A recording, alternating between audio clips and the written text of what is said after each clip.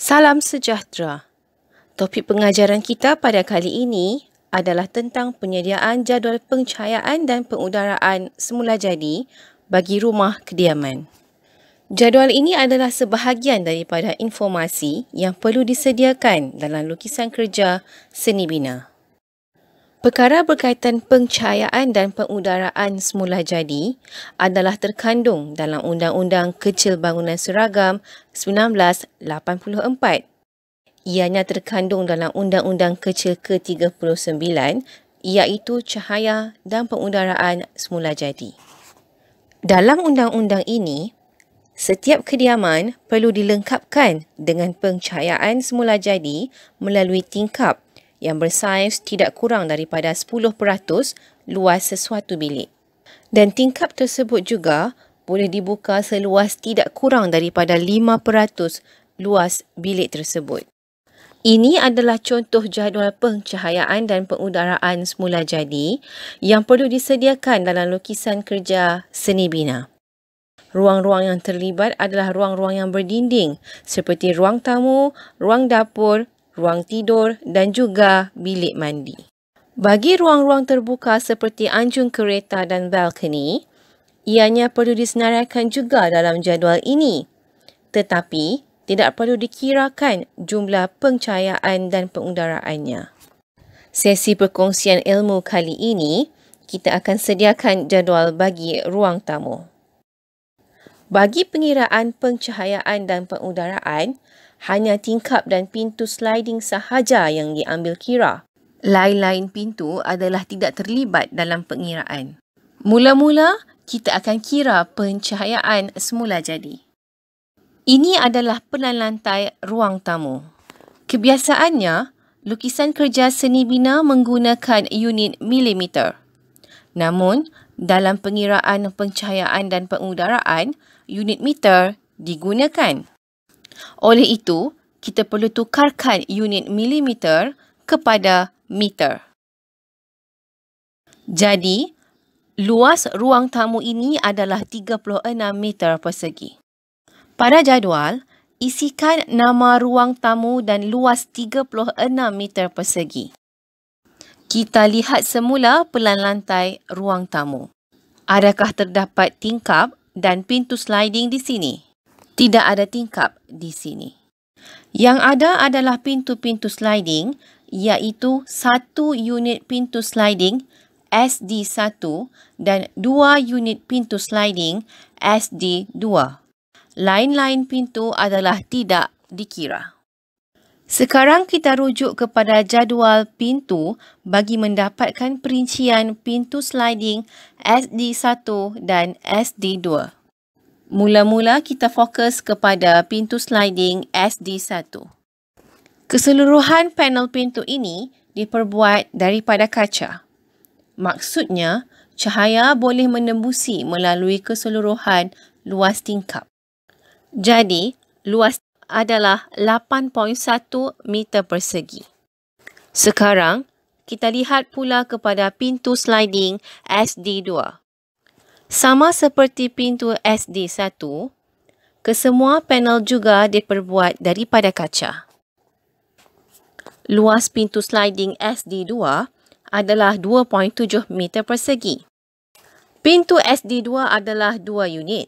Maka perlu didarabkan dengan 2.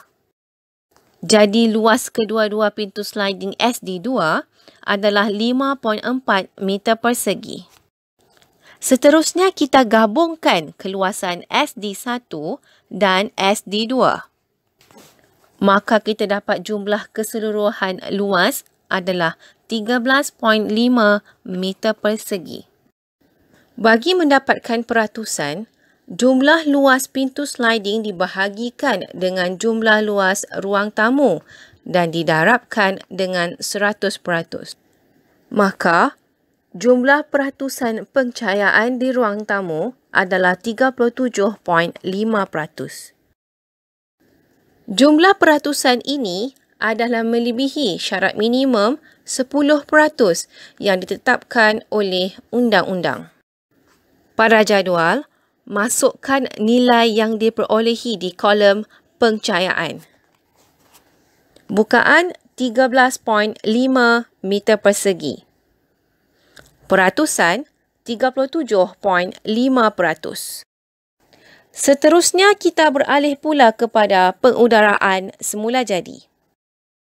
Kita masih merujuk kepada pintu-pintu sliding yang sama.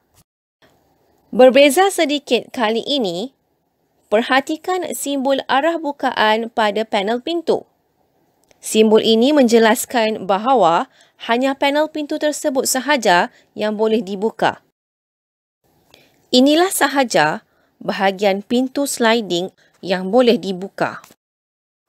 Manakala panel pintu yang lain adalah tetap kedudukannya. Ini bermaksud udara akan hanya melalui bukaan ini sahaja. Maka, luas bukaan pintu sliding SD1 adalah 3.15 meter persegi. Sekarang, kita fokus pula kepada pintu sliding SD2. Ini sahaja panel yang boleh dibuka. Luas bukaan adalah 1.05 meter persegi. Pintu sliding SD2 ada 2 unit. Jadi, luas bukaan kedua-duanya adalah 2.1 meter persegi. Sekarang kita buat pengiraan bagi pengudaraan. Luas keseluruhan bukaan bagi 1 unit pintu sliding SD1 dan 2 unit pintu sliding SD2 adalah 5.25 meter persegi. Oleh itu, peratusan bukaan bagi ruang tamu adalah luas bukaan pintu-pintu sliding dibahagikan dengan luas ruang tamu dan didarabkan dengan 100%. Maka, peratusan bukaan pengudaraan adalah 14.58%. Peratusan ini adalah melebihi syarat minimum 5% yang ditetapkan oleh undang-undang. Pada jadual, masukkan nilai-nilai yang diperolehi di kolom pengudaraan. Luas bukaan adalah 5.25 meter persegi dan peratusannya pula adalah 14.58 meter persegi. Maka selesailah pengiraan pencahayaan dan pengudaraan bagi ruang tamu. Semoga perkongsian ilmu ini dapat memberi manfaat kepada anda semua. Bagi mendapatkan contoh pengiraan yang lain, sila subscribe YouTube channel Arts of Lee. Sekian, terima kasih.